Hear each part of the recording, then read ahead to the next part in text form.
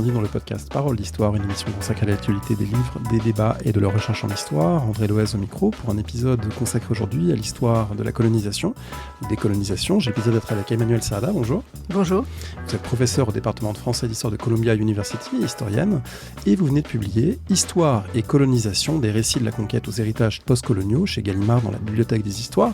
Alors ma première question serait pour caractériser un peu le projet de ce livre. On ne manque pas de livres sur la colonisation, votre livre l'illustre, vous en avez lu des grandes quantités. C'est un livre assez ambitieux parce que justement il brasse énormément de choses. Donc quels étaient vos buts ? Je dirais but intellectuel et peut-être aussi but politique ou citoyen, faire un livre général sur histoire et colonisation. Alors histoire et colonisation, c'est au pluriel. C'est important pour moi d'évoquer cette pluralité parce que justement, je pense qu'aujourd'hui, on est dans un moment où on oublie les différences de temporalité, les différences de lieu aussi, de localisation des situations coloniales. Et on a tendance à réifier à un phénomène de la colonisation qui, à mon avis, ce qui est une démarche qui, à mon avis, a le défaut de masquer un certain nombre de phénomènes. Donc pour moi, c'était très important de parler d'histoire au pluriel, aussi parce que c'est une histoire qui est faite à partir de points de vue différents, et de colonisation aussi au pluriel. Donc sur le but, sur l'objectif de ce travail, je dirais qu'en fait le but politique ou citoyen il est premier. Je suis prof. J'ai un très grand privilège qui est d'enseigner dans une université américaine. Donc j'ai des étudiants à la fois de premier cycle, de deuxième cycle, de troisième cycle, des doctorants. Je lis beaucoup, donc je suis payée pour lire. J'ai aussi, par ma trajectoire personnelle, j'ai beaucoup eu à passer de la France aux États-Unis et de nouveau vers la France. Donc j'ai une familiarité avec une assez large bibliographie, on va dire, à la fois en français, en anglais et dans d'autres langues, certaines que je lis, d'autres que je ne lis pas, mais qui ont été des ouvrages qui ont été traduits en anglais. Et j'estimais que j'avais un devoir de peut-être d'éclairer, à un moment où il y a énormément de questions politiques qui se posent sur la colonisation, j'avais un devoir d'éclairer le citoyen qui s'intéresse à ces questions sur le travail des historiens. Je dis à mon lecteur, voilà ce que les historiens ont fait de la colonisation, voilà les grandes questions qui sont posées sur la colonisation et je pense que vous allez en tirer des choses pour comprendre les questions relatives à la colonisation ou aux colonisations au pluriel qui vous intéressent. Ces questions politiques contemporaines, elles relèvent de certains espaces nationaux. On sait qu'en France, c'est un sujet qui revient de manière très forte dans l'actualité, presque obsédante, avec en général la rhétorique du tabou, disant on lève enfin les tabous sur l'histoire coloniale. Bon, vous montrez à quel point ça marche pas, mais ça n'empêche pas qu'il faille y revenir. C'est aussi des questions qui touchent à des situations internationales, et notamment la question du colonial appliqué au conflit Israël-Palestine. Voilà, vous l'abordez dans les pages. Oui, pour moi, c'était important de me confronter à la question de Israël-Palestine, parce que c'est un cas aujourd'hui c'est le cas sans doute qui est le plus controversé, c'est le cas qui mobilise le plus les énergies intellectuelles et politiques autour de la colonisation aujourd'hui. Et donc, pour moi, c'était important de déplier cette question. Dans quelle mesure peut-on dire qu'Israël est un État colonial ? Dans quelle mesure il y a des arguments qui vont dans l'autre sens ? Je fais le pari de l'intelligence de mon lecteur. Je ne lui impose rien. Je lui dis certaines personnes pensent de cette façon, avec tel ou tel présupposé, avec tel ou tel argument, telles ou telles preuves empiriques, et ça a telle ou telle conséquence sur la façon dont on pense cette région du monde. Et voilà, donc vraiment je déplie, j'explique. Là, pour le coup, de mon point de vue, c'est un travail de prof. Alors ce livre, c'est pas un manuel du tout, c'est un travail vraiment d'historiographie, de réflexion historiographique, mais pour le coup, j'estimais que je devais expliquer des choses. Alors c'est effectivement un des paradoxes de cette écriture qui est à la fois très ample pour déployer tous ces enjeux, mais qui est jamais prescriptif, parce qu'à aucun moment vous dites voilà ce qu'il faut penser du colonial, le colonial c'est ça, et vous montrez qu'il y a même un paradoxe dans le livre, c'est qu'en l'ayant refermé au bout de 400 pages, il y a des choses qu'on peut pas tout à fait cerner. Et l'un des paradoxes, c'est qu'il y a vraiment une extraordinaire abondance de travaux sur les situations coloniales, les colonisations à travers l'espace et l'histoire. Et il y a un enjeu en particulier qui se dérobe presque toujours, c'est un enjeu qui traverse tout le livre, c'est l'enjeu du pouvoir colonial force ou fragilité. Et ça, c'est quelque chose qui est très structurant dans votre argumentaire, qui consiste à dire, finalement, suivant les contextes et suivant les auteurs et les approches, on a l'impression soit d'une force écrasante qui déploie une violence inimaginable, soit au contraire de colonisateurs qui ne savent rien, qui n'ont pas de prise, et de sociétés dites colonisées qui en fait le sont pratiquement pas. Est-ce qu'on peut creuser un petit peu ce paradoxe, parce qu'il me semble qu'il traverse tout l'ouvrage? Tout à fait. C'était une ligne effectivement très importante pour moi. Alors, ça guide aussi la pluralité des histoires et des colonisations. Il y a des colonisations plus ou moins violentes, plus ou moins destructives, plus ou moins transformatrices, plus ou moins avec plus ou moins d'impact. Donc ça, c'est le pluriel, mais c'est aussi un paradoxe plus profondément, c'est pas seulement de dire que ça dépend des lieux et des temps, c'est aussi, en fait, je pense, un paradoxe de la façon dont on pense aujourd'hui, nous, la colonisation. Il est très important je pense, d'un point de vue, non pas politique, mais d'un point de vue scientifique, de prendre en compte tous les effets des colonisations, et en particulier, effectivement, les effets délétères de la colonisation, la violence, la transformation, dans la négation, les destructions coloniales. Mais quand on dit ça, on tente pour un certain nombre d'historiens, en fait, avoir une démarche presque eurocentrique qui consiste en fait à maximiser les effets de la colonisation comme si ça avait été la variable essentielle de l'histoire de très nombreuses régions du monde. Et ça revient pour ces historiens à dénier finalement la capacité qu'ont eu les populations colonisées à contrer la colonisation, à y résister ou au contraire parfois à l'ignorer, à s'en départir. Donc, en fait, le fil, là, c'est le fil de, à la fois, ne pas minimiser, ne pas dénier les effets de la violence coloniale, la réalité et les effets de la violence coloniale, et en même temps, continuer à donner aux populations colonisées, à leur pratique, à leur culture, une capacité à faire l'histoire.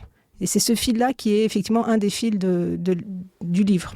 Si on prend un exemple plus concret pour bien faire comprendre comment ça fonctionne, il y a une question que vous abordez à la fin du livre qui est celle des héritages post-coloniaux et notamment toute une série de questions qui se sont posées à des politistes, notamment sur l'autoritarisme des pays africains actuels. D'une grande partie des pays du continent africain, il y a un autoritarisme qu'on peut constater sous différentes formes de dictature, de violence politique, de parti unique, etc. Cet autoritarisme, on peut le lire comme un effet du colonial. On peut le lire aussi, et certains le font, comme un effet du pré-colonial en disant c'était aussi des structures de pouvoir autoritaire avant que la colonisation intervienne. Et on pourrait aussi le lire de manière autonome en disant finalement le colonial n'est pas forcément la bonne grille de lecture pour le comprendre. Alors voilà, est-ce que c'est une bonne manière de dire quelle est la place du colonial dans le devenir de ces sociétés ?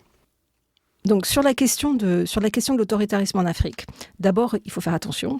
On peut, et certains historiens l'ont fait, dire que parler de façon uniforme d'autoritarisme ou de despotisme politique en Afrique, c'est en soi déjà une posture coloniale, qui reste coloniale, et qui ne prend pas en compte des expériences démocratiques, par exemple, des situations qui n'étaient pas forcément marquées par l'autoritarisme.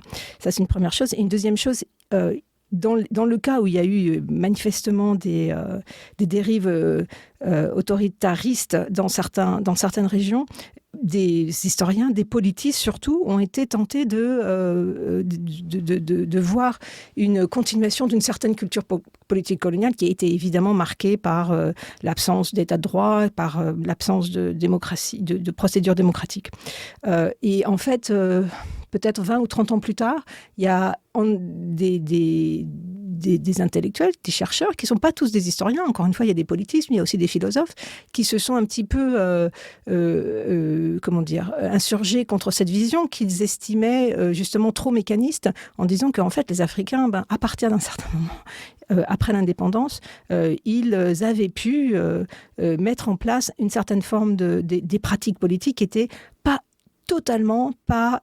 mécaniquement marquée par l'expérience coloniale et cette absence de culture démocratique. Donc il y a plein de travaux qui se sont essayés à comprendre, on va dire, plutôt les forces endogènes de l'autoritarisme plutôt que les effets de la colonisation. Sans pour autant, alors c'est effectivement ça a été un des dangers, sans pour autant revenir à l'idée que en fait la violence ou l'autoritarisme sont des données des cultures politiques africaines précoloniale et que c'est ça qui continuerait à... Il y a des gens qui sont allés dans cette direction, mais les travaux les plus intéressants ce ne sont pas ceux-là, c'est plutôt ceux qui ont essayé de s'intéresser finalement à l'agentivité politique des sociétés décolonisées pour entrevoir la façon dont ils ont géré, transformé en fonction de leurs objectifs, la culture politique, les institutions politiques aussi dont ils avaient hérité.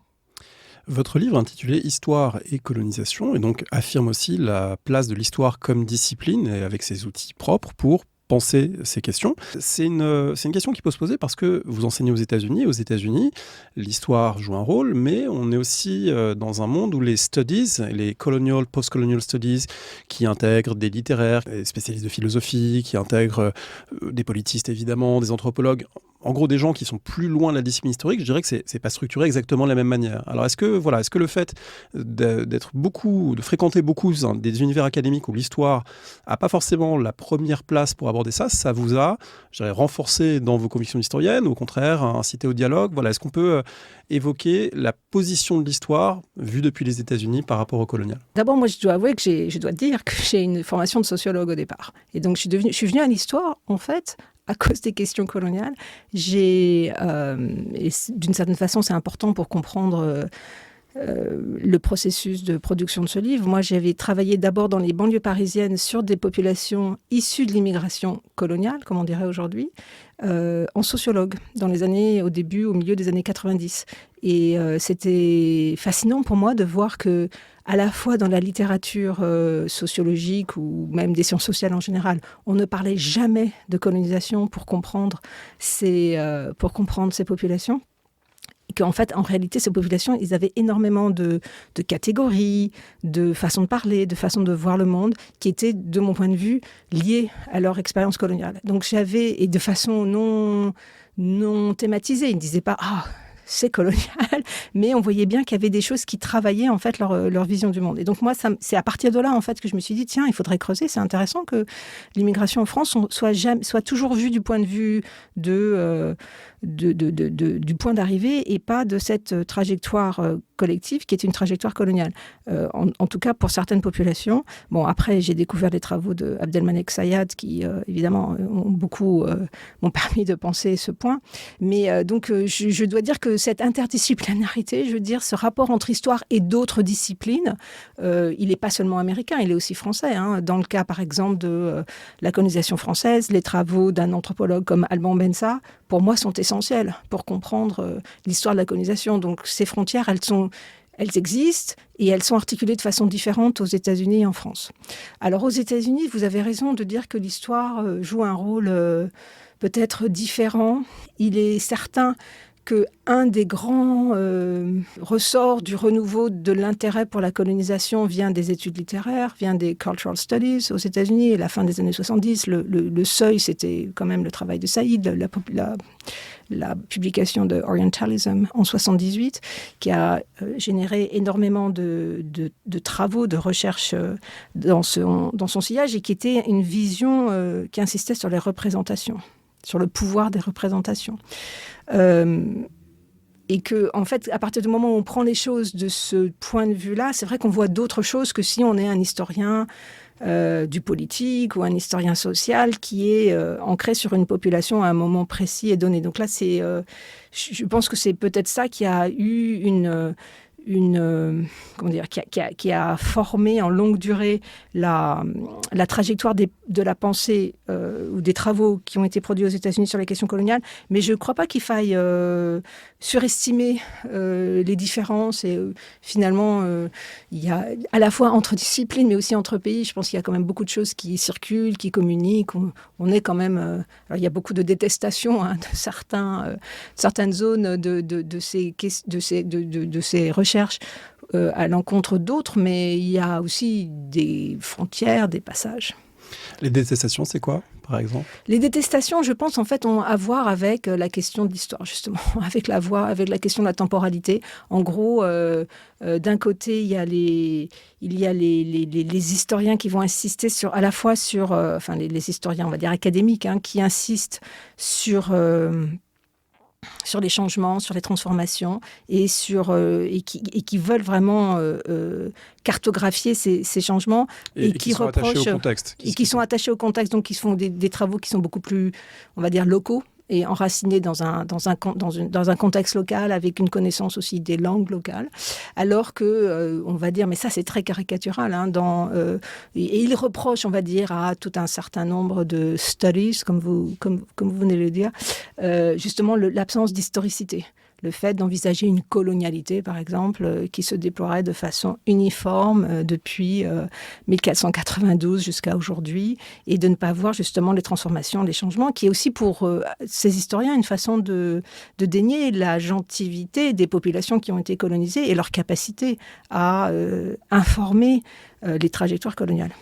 Alors aujourd'hui, on le comprend aussi dans ce que vous dites, vous plaidez plutôt pour que tout le monde se lise et bénéficie de ces apports mutuels. Est-ce qu'à un moment, on n'a pas pu quand même constater qu'il y avait une géographie de l'histoire coloniale ou des études sur la colonisation qui était assez spécifique? Il y avait d'anciens pays colonisateurs comme la France et la Grande-Bretagne, avec une logique très forte du coup d'investissement pour ça, des pays qui ont une histoire coloniale plus ambiguë ou pas forcément avouée comme telle, comme les États-Unis, et puis d'anciens pays colonisés. Donc est-ce qu'on peut restituer peut-être la géographie des gens qui travaillent sur la colonisation et pourquoi c'est important pour construire un savoir historique sur la colonisation que tout le monde n'écrive pas du même lieu. On n'écrit peut-être pas de la même manière depuis l'Inde que depuis New York, que depuis Londres. Sauf que quand on est en Inde, on voyage souvent à New York ou à Londres et on s'installe souvent pour des questions de capacité à faire des recherches dans ces pays-là. Donc moi, en fait, ce que je vois surtout, c'est une espèce de construction d'un sens historique global. Moi, je trouve que les gens se lisent. Alors peut-être que c'est une illusion de ma situation, mais je trouve que les gens se lisent de plus en plus. Il y a quand même des traductions. Les gens lisent en anglais. Il y a énormément de choses qui sont brassées par Internet.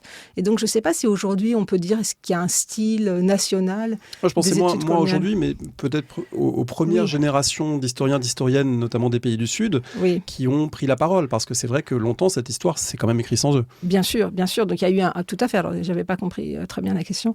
Bien sûr, donc, en Afrique, au Maghreb, en Asie et en particulier en Asie du Sud et évidemment en Amérique latine, il y a eu à partir des années 60, dès la fin de la colonisation, un mouvement pour décoloniser l'histoire et pour faire une histoire qui soit une histoire justement qui, de façon intéressante, en partie a essayé de minimiser, a voulu minimiser la colonisation, a voulu en fait ça c'est les travaux de Ajaï que je cite, qui expliquent qu'en fait non, l'histoire africaine par exemple, c'est une histoire qui est en longue durée, que la colonisation finalement c'était à peine une centaine d'années, donc ça n'a pas transformé en profondeur les structures, on va dire les structures mentales, la culture, les institutions politiques qui étaient en place. Donc il faut évidemment prendre en compte la colonisation, mais ne pas en exagérer les effets sur l'histoire de l'Afrique, par exemple.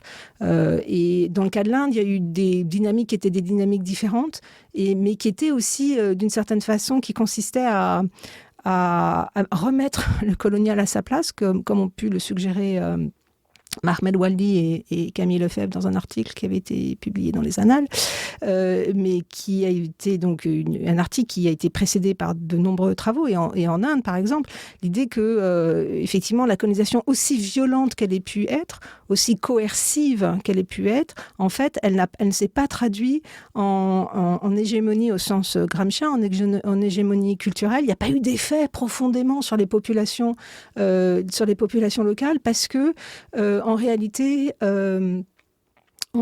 les populations locales, elles ont continué à vivre, à évoluer, à se transformer en marge, en fait, d'une certaine façon, en marge de cette violence coloniale, des contraintes qui étaient posées sur elles par l'État colonial. Donc, c'est avec l'idée qu'il y aurait un domaine autonome politique des populations dites subalternes, ça c'est le concept central des historiens indiens à partir du début des années 80, que ces populations subalternes, en fait, elles ont eu leur histoire en dehors de la colonisation d'une certaine façon, même si la colonisation était toujours là sous forme de violence possible et souvent actualisée, en fait, il y avait des dynamiques locales qui n'ont pas été transformées. Et donc, c'est ces mouvements-là que j'essaye de restituer dans le livre, mais j'aimerais dire quelque chose sur ce que je fais dans le livre, parce que c'est pas seulement des débats, là, ça semble très abstrait et très historiographique, mais une des choses que je crois avoir essayé de faire dans le livre, et je ne sais pas si j'ai réussi, mais en tout cas, je l'ai vraiment essayé, c'était de mêler tout le temps histoire et historiographie. Je ne parle pas seulement des débats sur la colonisation, mais j'essaye de montrer au lecteur quelle histoire de la colonisation on peut faire à partir de ces débats, à partir de ces options méthodologiques ou ces options politiques, on va dire, sur la colonisation. Pour moi, c'est très important de produire aussi, alors c'est pas une histoire globale de la colonisation, mais de produire aussi des éclairages sur ce qu'a été la colonisation en mettant à l'épreuve cette historiographie, en utilisant cette historiographie pour dire voilà ce qu'on peut dire maintenant sur certaines grandes questions liées au pouvoir colonial. Alors ces questions, on va en passer certaines en revue. Juste avant, j'aimerais vous demander peut-être des éléments sur la façon de travailler pour produire ce type d'ouvrage, qui est historique et historiographique et qui brasse beaucoup de littérature et donc d'ouvrages écrits par des collègues. Est-ce que vous avez fait des dossiers thématiques avec des fiches de lecture? Est-ce que vous avez fait une veille bibliographique ciblée? Est-ce que vous avez dit à un moment, tiens, je suis très à l'aise sur l'Empire français de par mes travaux précédents, mais il faut que j'aille voir ce qui se passe, par exemple, je sais pas, pour les Néerlandais, parce que là, j'ai un manque à combler, voilà. Comment vous avez, on va dire, mis ensemble toutes les pièces de la mosaïque d'un point de vue très, très matériel du travail? Excellente question. Je ne sais pas si j'avais vraiment une méthode précise. À un certain moment, effectivement, je disais, tiens, mince, et l'Empire néerlandais ou l'Empire portugais là-dedans, où sont-ils? Donc, ou l'Empire japonais, j'étais fascinée par l'Empire japonais, ou même russe, même si je n'en parle pas trop, parce qu'il a fallu couper des choses. En fait, le livre est encore plus volumineux qu'il ne l'est. Donc il y a ça, il y a des moments où je me suis dit tiens, il faut que j'aille regarder. Mais en fait, le livre, comme vous avez vu, il est organisé autour de pratiques. On pourra peut-être en parler tout à l'heure, de pratiques coloniales. Et en fait, c'était autour de ça que j'ai organisé mon travail. C'est-à-dire que je me suis vraiment intéressée aux pratiques dans une perspective de sciences sociales. Pour moi, c'était très important. Et donc, j'ai organisé mes lectures autour de ces pratiques coloniales plutôt qu'à partir d'une approche, on va dire, géographique. Je n'ai jamais visé l'exhaustivité, même dans les pratiques d'ailleurs, mais vraiment, je cherchais à trouver des exemples, des éclairages pour comprendre certaines pratiques coloniales. Et l'autre principe d'organisation de mes lectures, ça a été les débats. C'est-à-dire, quand je lisais des choses, je me disais, tiens... je rebondissais en allant lire d'autres ouvrages qui étaient cités, quelquefois de façon critique. Vraiment, ce qui est très important pour moi dans ce livre, c'était de restituer les débats qu'ont pu avoir les historiens sur les colonisations. Est-ce que vous avez eu des surprises de lecture au cours de la préparation du livre et puis de l'enseignement qui l'accompagne Tout le temps. Alors, ce serait quoi la surprise la plus grande ou le dépaysement le plus grand par rapport à votre savoir déjà constitué? Moi, j'ai travaillé sur mes travaux, on va dire, mes vrais travaux d'historienne, qui sont des travaux monographiques, qui portent sur certaines situations coloniales et sur certaines questions. J'ai travaillé sur des moments qui étaient des moments déjà constitués. Donc, des empires qui n'étaient pas à mettre en place. Donc là, toute la question de la mise en place d'empires, j'ai trouvé ça fascinant. Justement, on pourra peut-être aussi en parler après, je ne sais pas, la question de la conquête, la question de l'emboîtement finalement des pratiques qui font qu'à un moment, on peut dire, tiens, voilà, il y a colonisation. Ça, je trouvais ça très intéressant. La question de l'incertitude des projets, l'incertitude des plans. Donc, toute cette partie-là, je ne sais pas si elle m'a vraiment, je dirais, surprise au point de tomber de ma chaise. Je ne dirais pas ça. Mais vraiment, j'étais surprise par ça et aussi par les... Ça, c'était une des choses et aussi une des questions qui m'a vraiment fascinée et qui m'a obligée à réviser, on va dire, peut-être certains a priori que j'avais. C'était la question du croisement des points de vue, les différents points de vue que les populations ont pu avoir, qui n'étaient pas toujours des points de vue, aussi pouvait être surprenant pour une lectrice française installée aux États-Unis des années 2020, sur finalement la façon de voir la colonisation qui était avec d'autres critères, avec d'autres façons de l'envisager, avec d'autres entrées que celles qu'on pouvait avoir. Donc oui, croiser les points de vue des populations colonisées, ça j'ai trouvé ça très intéressant.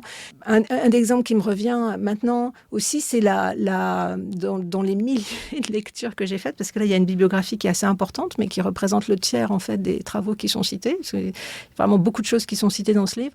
Un exemple parmi des milliers, c'était un livre très intéressant, un livre collectif qui a été produit par une historienne qui est maintenant à Oxford, qui s'appelle Saliha Belmessous, qui a travaillé sur les traités. Et elle montrait, c'était pas elle, mais c'est de l'article dont je ne me souviens ni de l'auteur ni du titre dans ce traité, dans cet ouvrage, mais montrait à quel point les populations nord-américaines, qu'on voyait comme complètement sans aucune capacité sans aucune familiarité, on va dire, avec la culture politique ou légale européenne, capables de contrer les Européens dès le XVIIe siècle, sur le terrain des traités légaux, sur le terrain de l'acquisition de leur territoire, et de non seulement comprendre les enjeux des traités qui leur étaient plus ou moins imposés, mais de les contrer, et de les contrer à partir d'une compréhension extrêmement précise, extrêmement fine, des catégories politiques et légales qui étaient véhiculées par ces traités. Ça, c'est ce genre de choses que j'ai trouvé fascinantes.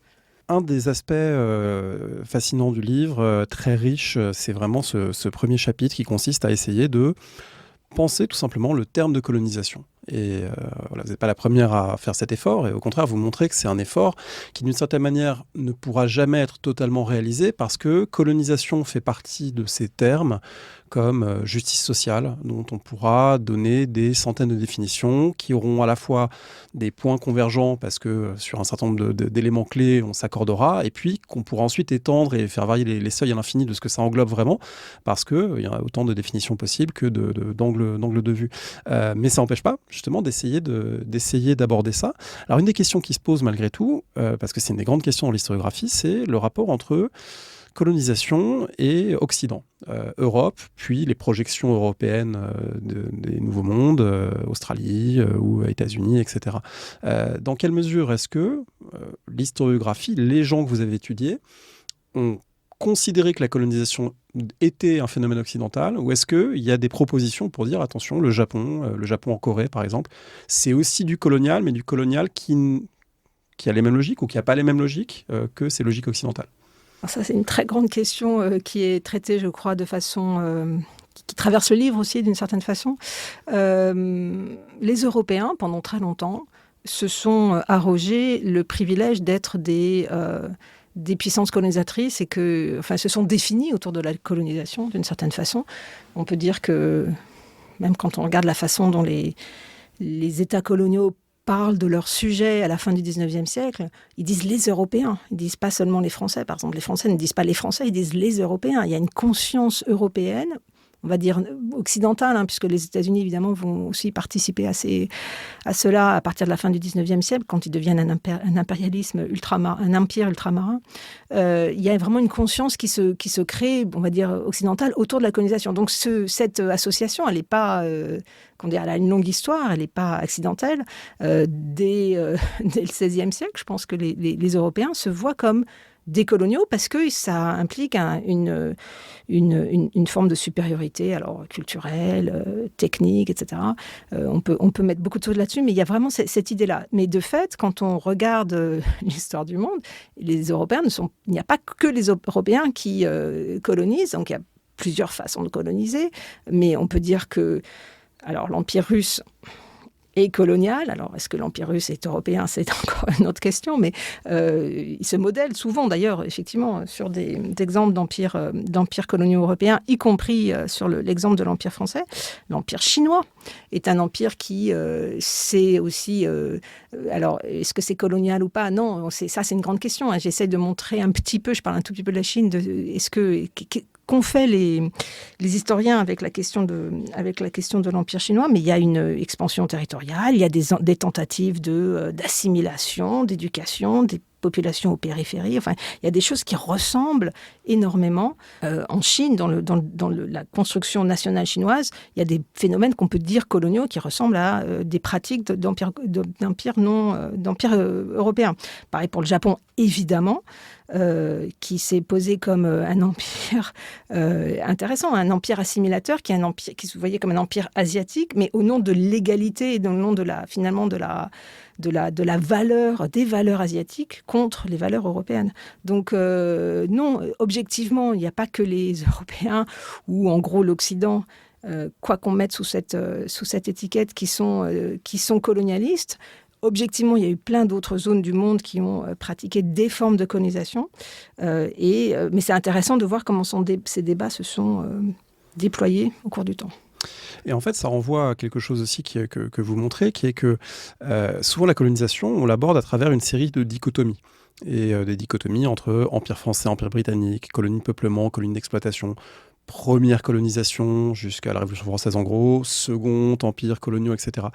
Et c'est très intéressant en vous lisant de voir que à la fois toutes ces dichotomies, on peut les faire voler en éclats, la plupart, montrer que c'est plus compliqué, et en même temps, elles sont aussi utiles parce qu'elles nous aident quand même à manier des objets. Par exemple, le premier empire colonial et le second, voilà, Richelieu et Jules Ferry, malgré tout, c'est quand même pas le même univers et le même fonctionnement. Donc, ça veut dire qu'on est quand même obligé de s'affronter un petit peu à ces typologies, même si on sait qu'elles sont imparfaites. Est-ce que penser la colonisation, c'est finalement penser à l'intérieur de cadres dont on sait qu'ils ne seront jamais purs et parfaits, mais de céder de points de repère en montrant qu'on est capable de les dépasser par l'enquête empirique, en quelque sorte?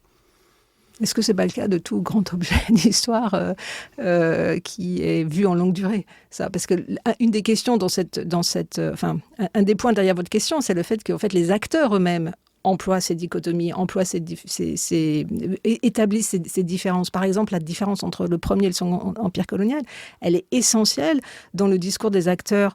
Par exemple, en France, à la fin du XVIIIe siècle, l'idée, c'est qu'on s'est totalement planté et ça, c'est après, évidemment, c'est au moment et après la Révolution haïtienne, on s'est planté dans les colonies américaines. L'esclavage, ça marche pas, c'est pas efficace, c'est pas rentable, ça mène à des catastrophes politiques. Il faut inventer un nouvel empire. Donc l'idée d'un nouvel empire qui serait un empire de la liberté, il est formulé à la fin du XVIIIe siècle, au début du XIXe siècle, chez des gens comme Talleyrand, par exemple, avec une visée éminemment politique, et pour lancer une nouvelle forme d'impérialisme. Alors après, objectivement, les historiens, nous, aujourd'hui, on va dire, non, finalement, je sais pas, le travail forcé, c'est quand même assez... ça ressemble beaucoup à l'esclavage, hein, les gens qui sont obligés de travailler sans être payés, etc., et soumis à des peines extrêmement cruelles et afflictives quand ils n'obéissent pas. Donc, objectivement, ex post, nous, on peut dire, on peut insister, c'est ce que font les historiens, hein, cette idée d'une dichotomie entre premier et second empire colonial, c'est un des domaines dans lesquels il y a eu les travaux les plus intéressants dans les 20 dernières années. Donc, on peut insister là-dessus, mais en même temps, on ne peut pas faire l'impasse sur le fait que les acteurs eux-mêmes voyaient cette différence. Si on en vient à ces pratiques que vous évoquez, qui structurent le livre, et qui structurent le livre autour de l'enjeu du pouvoir, parce que on ne peut pas penser la colonisation sans pouvoir. Si on devait retenir une chose qui structure l'ensemble, aussi bien les aspects culturels, sociaux, économiques, politiques, etc., c'est des relations de pouvoir et d'asymétrie. Vous les passez en revue à travers une série de verbes: conquérir, dominer, exploiter, gouverner. Alors exploiter, on comprend bien que voilà, c'est tout l'aspect économique. Entre dominer et gouverner, qui sont deux chapitres du livre, ces deux notions qui pourraient être proches. Qu'est-ce que vous mettez derrière comme différence et pourquoi ça rentre dans deux façons, malgré tout différentes, d'appréhender les situations coloniales? Merci de cette question, parce que pour moi, c'est vraiment très important en fait, de pouvoir réfléchir au pouvoir colonial à partir de ces deux approches. Et vous aurez noté peut-être que le chapitre sur exploiter s'intercale entre dominer et gouverner, justement parce qu'il permet de prendre cette respiration et de voir comment on peut passer de l'un à l'autre. Parce que l'exploitation, ça implique à la fois des formes de domination, mais aussi des formes de gouvernement.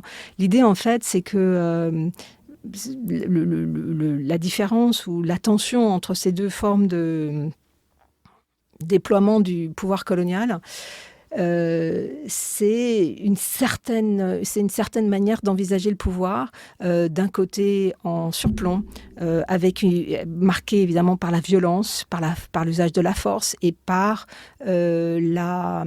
finalement par le présupposé qu'il va y avoir des effets, et en particulier des effets destructeurs. Alors que gouverner, ça implique de ne pas être en surplomb, ça implique de réfléchir au pouvoir de façon plus latérale, on va dire. Je comprends que c'est très abstrait, donc peut-être qu'on peut donner des exemples plus concrets.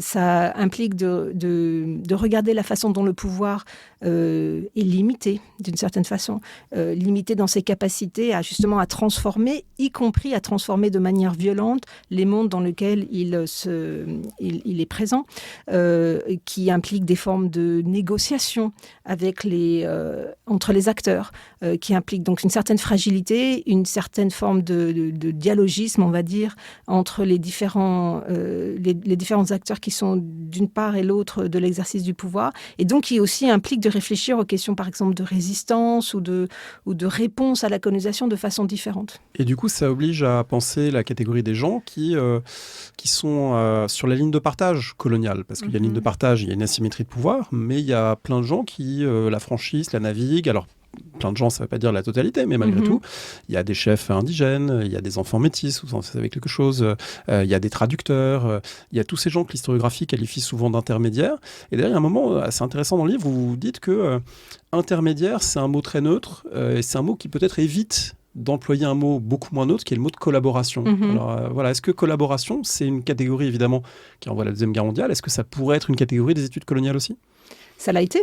Quand on regarde les écrits des années 50, j'ai regardé un petit peu ce qu'avaient écrit des gens comme Ballandier ou Suré-Canal, l'un étant anthropologue, l'autre étant géographe, et aussi Brunswick, Henry Brunswick, qui était historien.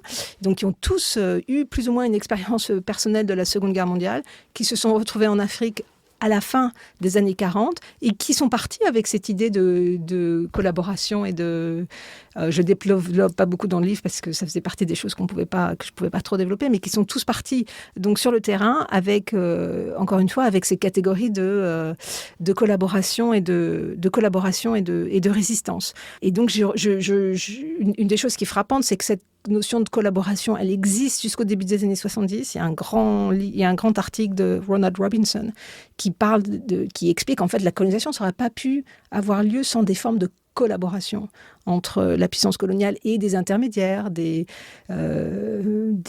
gens qui ont vendu des terrains, qui ont profité d'une manière ou d'une autre de la colonisation. Des membres des élites locales. Des membres des élites locales, souvent, bien sûr, parce qu'il y avait du pouvoir. Ceci dit, quand vous regardez les écrits de quelqu'un comme Gandhi, il dit exactement la même chose. L'Inde a été colonisée parce que les Indiens l'ont laissé faire. Et quand vous regardez évidemment les grands écrits des acteurs politiques de la décolonisation, au premier rang desquels Fanon, il y a aussi cette attaque qui est faite contre les élites coloniales qui ont collaborer, participer et qui veulent, au moment de la décolonisation, tirer leur épingle du jeu, qui veulent continuer finalement à profiter du rapport postcolonial. Donc c'est pas nouveau ça. Je ne fais que récapituler des choses qui existent, mais je trouve ça fascinant. Au début, à un moment au milieu des années 70, collaboration devient un terme absolument impossible à utiliser parce que effectivement, et ça, c'est la ligne de crête dont on parlait au début. Quand on veut insister sur la violence de la colonisation, sur son caractère à la fois absolument injuste et cruel et abominable, on ne peut pas évoquer la collaboration, c'est pas possible. On ne peut pas avoir ce mot-là. Donc c'est intéressant de voir comment les catégories, parce que la vision de la colonisation s'est transformée, les catégories ont été aussi adaptées. Ce qui est intéressant dans l'approche que vous utilisez, celle par les pratiques et le pouvoir, c'est que la question du pouvoir, c'est une question qui se pose à différentes échelles. Qui se pose à l'échelle globale, l'Europe versus les continents dominés, à l'échelle ensuite continentale ou impériale, la métropole, ses colonies, à l'échelle locale. Et ça peut aussi se poser à l'échelle intime, c'est-à-dire la façon dont soit le psychisme est structuré par le fait colonial qui fait qu'il y a des relations de dépendance, de soumission, soit c'est des rapports de couple, par exemple, qui impliquent des rapports de pouvoir. Donc ça, c'est une dimension qui a été très développé dans l'historiographie plus récente. C'est vrai que les premiers historiens posaient assez peu des questions liées à l'intime, à la sexualité, etc. Vous constatez que c'est un champ qui est en plein essor, on pourrait dire. Cette dimension de incorporation dans l'intime et les questions notamment genrées et sexuelles des rapports de pouvoir coloniaux. Ça, c'est évidemment des réflexions qui sont très importantes, qui ne sont pas nouvelles. C'est une des personnes qui a été pionnière en la matière, c'est Anne-Laura Stoller, qui a publié de nombreux livres et articles à partir du milieu des années 90 sur ces questions, ce rapport entre intimité, sexualité et pouvoir colonial. Et dans son sillage, elle est anthropologue au départ, c'est quelqu'un qui fait de l'anthropologie historique. Et c'est pas étonnant parce qu'elle s'intéresse aux interactions vraiment entre individus, évidemment, et au ras du sol, on va dire. Influencée, alors là, pour le coup, c'est intéressant de voir que cette vision de la sexualité, elle vient aussi directement de Michel Foucault et d'une vision dans laquelle les rapports de pouvoir se disent avant tout, peut-être, dans la sexualité. C'est la sexualité qui est un nœud pour le pouvoir. Ça, c'est l'histoire de la sexualité de Foucault. Et ça, c'est peut-être un des effets de l'importation de la pensée de Foucault aux États-Unis. Ça a nourri énormément une certaine façon d'envisager le pouvoir à partir de la sexualité et plus largement de l'intimité. Est-ce qu'il reste des choses à trouver en histoire coloniale et en histoire des colonisations? Plein. Est-ce qu'il reste des chantiers? Qu'est-ce que vous verriez, disons, s'il y a des gens qui nous écoutent, que ça intéresse, qui auraient envie de se lancer sur des choses que vous identifiez, pas forcément un sujet précis, mais voilà, des champs où vous dites qu'il y a matière à travailler? Oula, quelle question. Je pense que pour chacun des chapitres, j'invite le lecteur à se plonger dans ce livre. Et je pense que dans chacun des chapitres, chacune de ces pratiques appelle... j'ai l'impression d'avoir juste, comme on dit en anglais, scratch the surface, d'avoir juste gratté la surface et d'offrir finalement d'offrir un bilan au lecteur et j'espère qu'il y aura des centaines de thèses qui vont sortir de certaines des réflexions de livre. Là, c'est un peu mégalomaniaque de dire ça, mais il y a plein de choses. Il y a justement toute la question du pouvoir, des rapports en fait, l'articulation entre le micro et le macro sur les questions de pouvoir. Ça, je pense que c'est quelque chose qui reste encore à vraiment analyser. La question de alors ça, c'est quelque chose que j'évoque à un moment, la question des traces psychiques du colonialisme. On a l'impression qu'on connaît très bien ça, mais en fait, ça c'était peut-être aussi une des surprises de ce travail. Moi, j'avais l'impression qu'on connaissait bien ça parce que j'ai lu Fanon, j'ai lu non seulement Fanon du début de ses travaux sur Peau noire, masque blanc, et puis Les damnés de la terre, etc. Et damnés de la terre, à la fin, il y a certains articles sur d'analyse psychiatrique de certains cas de personnes colonisées et il parle aussi des effets psychiques de la colonisation sur les colonisateurs et sur les colons. Donc je me disais, on avait tout dit, mais en fait on a rien dit. Même la republication il y a quelques années du livre de Fanon sur dont j'ai oublié le nom, sur le recueil d'articles qui a été fait il y a peut-être 5 ou 6 ans, Aliénation peut-être et Libération coloniale, je ne sais plus, en fait ne donne pas... c'est une toute petite entrée dans un continent de réflexion qui en fait n'ont pas été menées par les historiens. Évidemment, c'est quelque chose qui est présent dans la littérature, un petit peu dans la psychanalyse, mais en fait, si on avait, je sais pas, pour moi, ça serait un projet extrêmement intéressant d'essayer de voir en tant qu'historien, d'essayer de comprendre les traces réelles. Est-ce que c'est possible? Je ne sais pas, pour les historiens de faire ça. Est-ce qu'on a des sources qui permettent de le faire? Oui, peut-être pas, mais si, il y a quand même des témoignages, je pense qu'à partir d'approches peut-être micro-historiques, on pourrait réfléchir plus intensément aux effets psychiques de la colonisation. À un moment, vous dites qu'il y a tout un discours qui évidemment part d'une réalité, qui est qu'on a du mal à comprendre les colonisés parce qu'ils parlent moins, ils écrivent moins, etc. etc. Évidemment, est-ce qu'on est sûr de si bien comprendre les colonisateurs? C'est une question aussi qui pourrait se poser. Est-ce qu'il y a des évidences peut-être à dépasser de ce côté-là? Évidemment. évidemment. Oui, bien sûr. On a l'illusion qu'on connaît les colonisateurs, parce qu'on a l'illusion qu'ils sont nous, qu'on les comprend parce qu'on est de ce côté-là. Mais en fait, on n'est plus de ce côté-là. Et un des intérêts de réfléchir à la question du gouvernement, c'est de voir toutes les énigmes, toutes les difficultés qu'il y a à gouverner. De gouverner quand on est un acteur de l'État colonial, toutes les doutes, les anxiétés, les incertitudes. Et non, en fait, on ne connaît pas non plus très bien. C'est pour ça que là, il y a aussi énormément, à mon avis, encore de travaux d'anthropologie historique à faire sur la question du gouvernement colonial. Alors, votre livre pourrait être un immense conseil de lecture, mais si on devait vous demander d'en piocher pour, en fin d'émission, conseiller à ce micro des choses, qu'est-ce que vous voudriez mettre en avant ? Ça, c'est une question vraiment difficile. Hein, comme c'est un livre sur des livres, donc c'est difficile d'en choisir. Je vais prendre deux ouvrages qui sont peut-être vraiment au début et à la fin de la période historiographique que j'analyse. Le premier, c'est le livre Nathan Wechtel, pardon. Le livre de Nathan Wechtel qui s'appelle « La vision des vaincus » et qui est vraiment une réflexion, là, pour le coup, fascinante sur la façon dont la conquête a marqué les psychismes des populations du Pérou. Il regarde dans les danses populaires, dans les manifestations festives, comment est rejouée la question de la conquête. Comment est rejouée la conquête et sa violence. Ça, c'est fascinant. Un autre livre en français aussi que j'ai trouvé fascinant et qui boucle un peu pour moi cette période. C'est un livre qui est paru 50 ans plus tard. Hein. Le livre de Nathan Wechtel, c'est 71.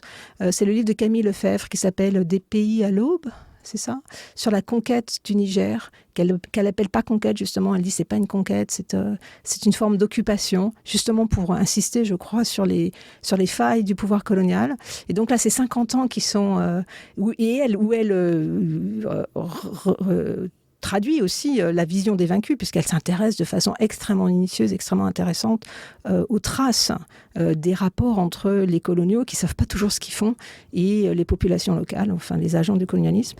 Et puis au milieu... Ça, je signale que c'est l'épisode 194 du podcast, pour les gens que ça intéresse, on l'avait reçu pour cet ouvrage.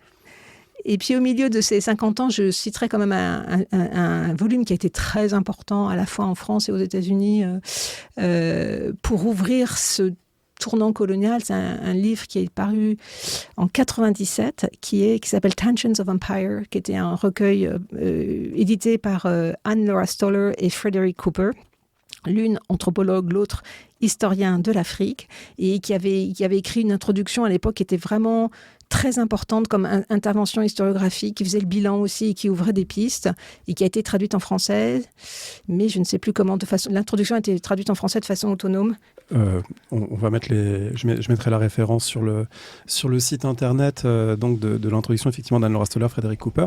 Moi, je me permettrai de rajouter juste un petit conseil de lecture parce que je trouve que ça permet de réfléchir à ce que vous évoquiez sur qu'est-ce qu'on sait de la psyché des colonisateurs et aussi sur cette question à la fois de la force et de la fragilité des empires. C'est le petit récit de George Orwell qui s'appelle Shooting an Elephant, qui raconte comment, administrateur britannique en Birmanie, il a été amené à tuer un éléphant, et c'est à la fois la manifestation du pouvoir colonial et le dérisoire du pouvoir colonial dans une situation de violence qui l'oblige à jouer un rôle de colonisateur qui révèle en même temps son impuissance. Pour moi, c'est un petit bijou qui aide beaucoup à comprendre ces situations. Je suis d'accord. Merci beaucoup Emmanuelle Saada. Je rappelle la référence du livre « Histoire et colonisation des récits de la conquête aux héritages postcoloniaux » chez Gallimard. Merci à vous. Merci d'avoir écouté l'émission. Rendez-vous sur le site parolehistoire.fr pour retrouver l'intégralité des épisodes et des séries thématiques. Rendez-vous également une semaine sur deux le vendredi avec Alexandre Jublin sur le fil du collimateur pour le podcast d'histoire de la guerre et des conflits armés, Le fil de l'épée. N'hésitez pas à laisser une note ou un commentaire sur le podcast, notamment sur iTunes ou Spotify. Et à bientôt pour un nouvel épisode.